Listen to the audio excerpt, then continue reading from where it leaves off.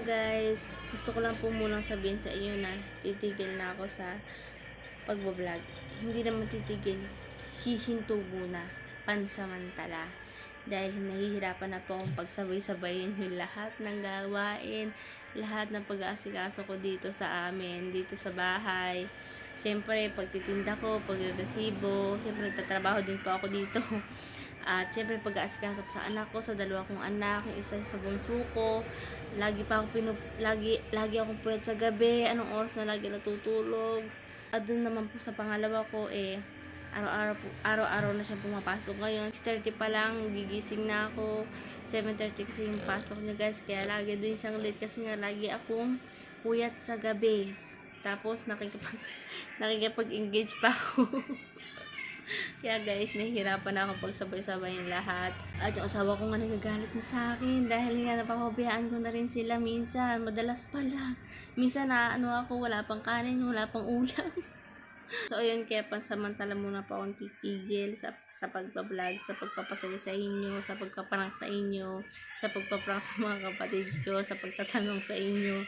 Biruin mo, matutulog ako ng alas 12 or alas 3 minsan kasi paiba-iba po yung mood ng anak ko eh.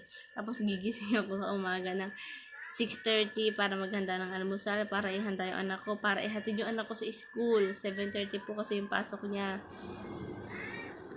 Madalas natatambakan ako ng urngin, ng labahin. Dahil syempre sa kagustuhan kong kumita, gumagawa ako ng video, nag-i-edit ako ng video.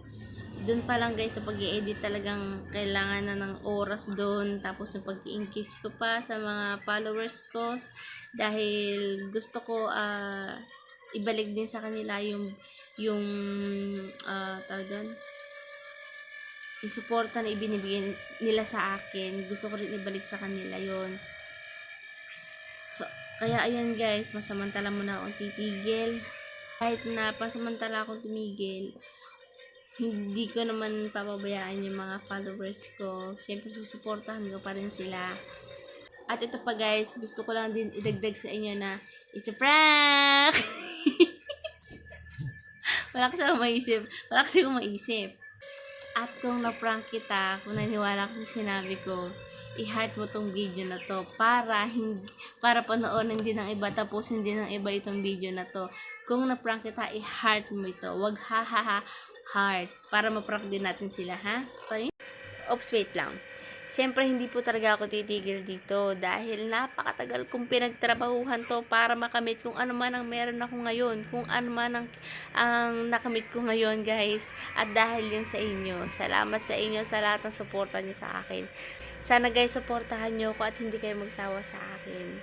Sorry kung na-prank kita dahil yan talaga ang trabaho ko. Yan talaga ang gusto ko, ang mag-prank.